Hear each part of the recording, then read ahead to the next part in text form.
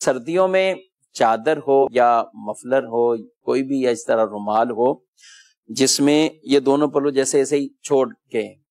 تو اب اسی طرح اگر نماز وہ ادا کریں گے تو یہ صدل کہلاتا ہے، یہ مکروہ تحریمی ہے، یہ جائز نہیں ہے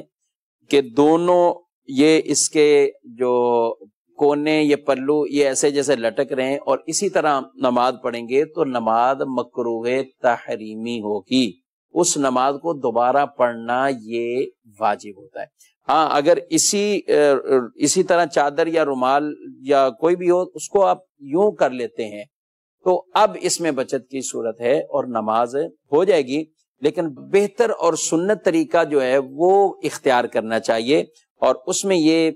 چادر، یہ تو خیر چھوٹا سا رومال ہے اور مفلر ٹائپ کا ہے، تو اس میں یہ ہونا چاہیے کہ امامے سے اوپر وہ لیں اور اس کو یہ کر کے پھر نماز پڑھی جائے۔ لیکن یہ والا جو انداز میں جو عرض کر رہا ہوں اس میں بھی کوئی اہتمام سے ہونا چاہیے، جیسے ابھی میں کر رہا ہوں تو یہ تو بھی رکوع میں جاؤں گا تو پھر جمیل صاحب یہ دوبارہ صدل ہو جائے گا، واپسی صدل ہو جائے گا اور اسی طرح اس کے کونے لٹک جائیں گے، تو اہتمام کرنا چاہیے۔ جب چادر آپ لیتے ہیں تو چادر بھی اگر آپ نے سر پہ لی ہے اور پھر وہ ہو، پھر کچھ ایسی ہو کہ اس کو آگے بھی کہیں تھوڑا سا آپ پھنسا لیں کہ اب آپ نماز آرام سے آپ پڑھ سکیں، اس طرح کے اہتمام وہ کرنے چاہیے۔ لیکن اگر سر پہ چادر نہ لی اور آپ نے ایسے ہی جیسے گلے میں ہی رکھی ہوئی ہے اور یہاں پہ اس کو گھما لیا ہے تو بہرحال صدل سے اب آپ محفوظ ہو جائیں گے، اور یا پیچھے کی طرف ایک آپ کو نہ آگے ہے اور ایک پیچھے ہے تو بھی نماز ہو جائے گی، لیکن بہتر بہرحال وہی انداز ہے کہ جس کے اندر کہ سر کے اوپر بھی وہ ہماری چادر آ جائے۔ حدیث پاک میں ارشاد فرمایا گیا ہے کہ اللہ ان کی طرف نظر رحمت نہیں فرماتا جو اپنی چادریں، اپنے امامے اپنی چادروں کو نیچے نہیں کر لیتے، یعنی ان کی چادریں اوپر ہونی چاہیے اور امامہ ان کا چادر کے نیچے ہونا چاہیے، تو یہ زیادہ بہتر عمل ہے۔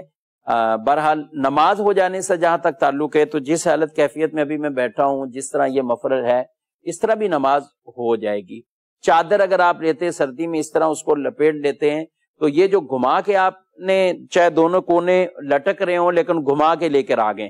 تو بھی نماز ہو جائے گی۔ ایک کونا پیچھے کمر کی طرف ہے، ایک کونا ادھر لٹک رہا ہے تو بھی نماز ہو جائے گی، لیکن اگر دونوں کونے اسی طرح یہ لٹک رہے ہیں اور اس میں کوئی بیچ میں ایسا بل نہیں دیا ہوا تو یہ نماز مکروہ تحریمی ہوتی ہے، صدل کہلاتا ہے، اور صدل مکروہ تحریمی ہے، یعنی وہ نماز دوبارہ پڑھنا یہ واجب ہوتا ہے۔ شفیق کیا خیال ہے جمیل صاحب، کیا کہیں گے؟ ایک طریقہ اور بھی مفلر یا جو بڑا رومال ہوتا ہے اس کو ڈالنے کا ہوتا ہے کہ وہ ایک پلو اس کا باقاعدہ آگے لٹک رہا ہوتا ہے اور ایک کندھے کے پیچھے لٹک رہا ہوتا ہے۔ اچھا اچھا اچھا اچھا اچھا، ہاں وہ بھی وہ سیدھا سیدھا یہ والا، جی جی جی یہ کر لیا، بس چادر ایسے ہی لی ہے جیسے ہی چادر یہ لی اور یہ ڈال لی۔ تو اب یہ باقاعدہ بڑے اہتمام کے ساتھ وہ شال یا چادر کو ڈالا جاتا ہے، اس کا وہ بنایا جاتا ہے۔ اب وہ آگے لٹک رہا ہے، بکیسا پیچھے لٹک رہا ہے، اس میں کوئی انہوں نے گلے میں بل نہیں ڈالا، تو یہ صورت بھی نماز کے اندر صدل کی ہوگی اور یہ بھی مکروہ تحریمی عمل ہوگا نماز کی حالت۔